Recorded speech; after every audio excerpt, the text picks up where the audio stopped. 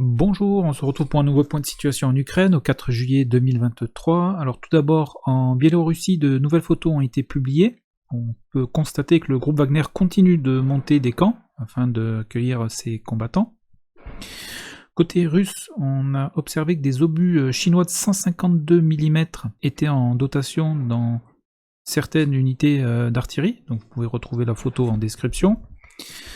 Selon le responsable du comité militaire de l'OTAN, Rob Bauer, l'Ukraine ne recevra pas de F-16 tant que la contre-offensive n'est pas terminée. Les Ukrainiens devraient recevoir des Léopard 1 A5 prochainement en provenance du Danemark et d'Allemagne. Le nombre n'est pas encore déterminé. Et en parlant des Ukrainiens, ils ont également émis une critique sur l'AMX-10RC. Donc même si la mobilité et l'efficacité du canon sont reconnus, c'est le blindage qui pose problème. En effet, il est insuffisant pour combattre l'armée russe. Et par exemple, un équipage de tankistes ukrainiens a été entièrement tué par des éclats d'un obus de 152 mm. Donc c'est-à-dire que l'obus n'est pas tombé sur l'AMX, mais il est tombé à proximité. Donc voilà pour les informations générales. Maintenant, sur le terrain, on va commencer avec la région de Soumy et la ville de Soumy, où 3 Guéranes ont touché la ville. Donc on a un visuel sur un bâtiment résidentiel qui a été bombardé, mais on n'a pas les confirmations en photo ou en vidéo sur les deux autres explosions. D'après donc les Russes, un bâtiment du SBU a également été touché, mais sans visuel, impossible à confirmer. Sur le front de Louhansk, et plus précisément dans le secteur de Kupiansk, les combats continuent. Alors ici, on peut observer que du côté ukrainien, il y a un important réseau de tranchées et de fortifications, donc ce qui rend toute attaque russe coûteuse et très lente. Et sur certaines photos, particulièrement la zone à l'est de Kupiansk, ici, est très fortifiée. Sur le reste du front de Louhansk, il n'y a pas de modification par rapport à la semaine dernière. Des combats sont notés dans le secteur de Kremina, ici. Donc ce soit dans le secteur à l'ouest, ici. Donc il y a beaucoup de reconnaissance en force, mais ce qui ne modifie pas la carte, et également des combats dans la forêt au sud de Kremina. On se déplace maintenant dans la région de Siversk, et plus précisément sur Bilohorivka.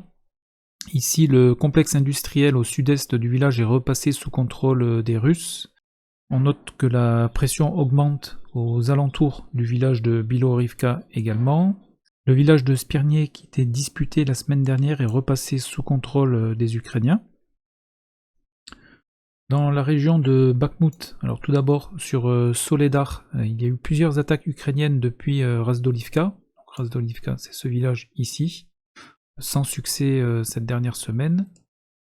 Sur Bakhmut même, les attaques ukrainiennes continuent sur les flancs, donc ces derniers ciblent Berkivka et Klishivka. Alors dans le secteur de Berkivka, donc qui est ici, les combats se rapprochent en direction de la ville, mais cette dernière reste sous contrôle des Russes. Et sur le flanc sud, les Ukrainiens progressent également en direction de Klishivka, et particulièrement à l'ouest ici où ils ont réussi à franchir le canal.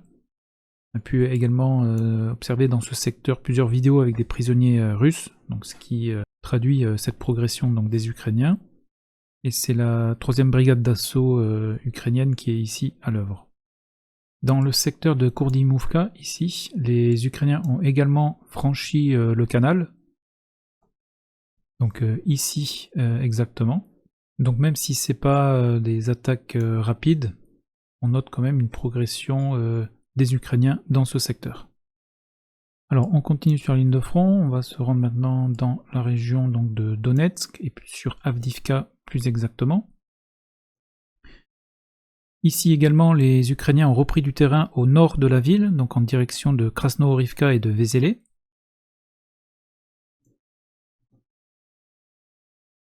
Sur Vodiane, les Ukrainiens ont également lancé une attaque, mais celle-ci a été repoussée par les défenseurs russes. Et ensuite, il n'y a pas d'évolution sur Marinka ou sur Vuhledar. Alors Vuhledar, les combats continuent, des duels d'artillerie, mais pas de modification sur la carte. On arrive maintenant sur le front donc, de Zaporizhia. On va commencer avec le secteur à l'est, avec Velika Novosilka. Ici, des attaques ukrainiennes ont été repoussées sur Storomaïskie et sur Orozainie. Donc ici, Storomaïskie, Orozainie.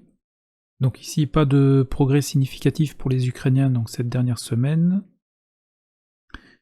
Dans la région de Orikhiv, ici, les Ukrainiens avancent. Les combats se rapprochent de Robotnié, qui est donc ici. On a également vu donc dans ce secteur un nouveau Léopard 2 détruit, avec donc une photo que vous retrouverez en description. Et comme vous pouvez le constater, donc la zone grise a évolué vers le sud.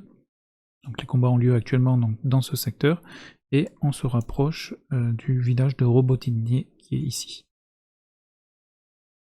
Un petit mot sur le réservoir de Kakova, donc qui est ici, donc c'est cette étendue d'eau qui est presque à sec et qui est donc actuellement franchissable.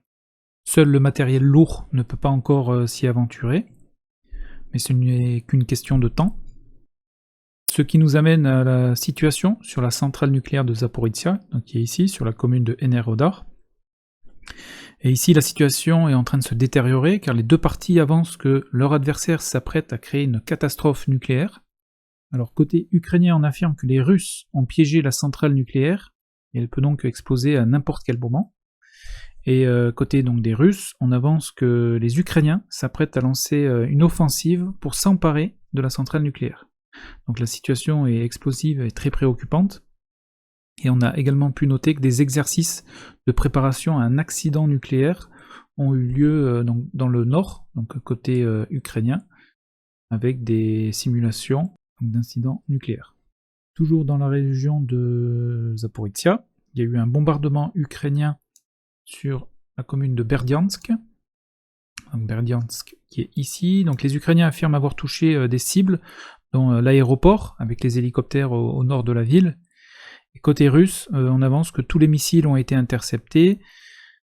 Alors sur les visuels, on a vu qu'il y avait des fumées dans ce secteur, mais on ne peut pas confirmer ce qui a été touché, endommagé ou détruit.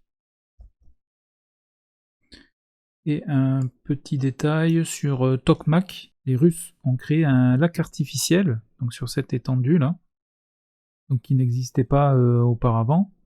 Donc ça a été confirmé par des images satellites.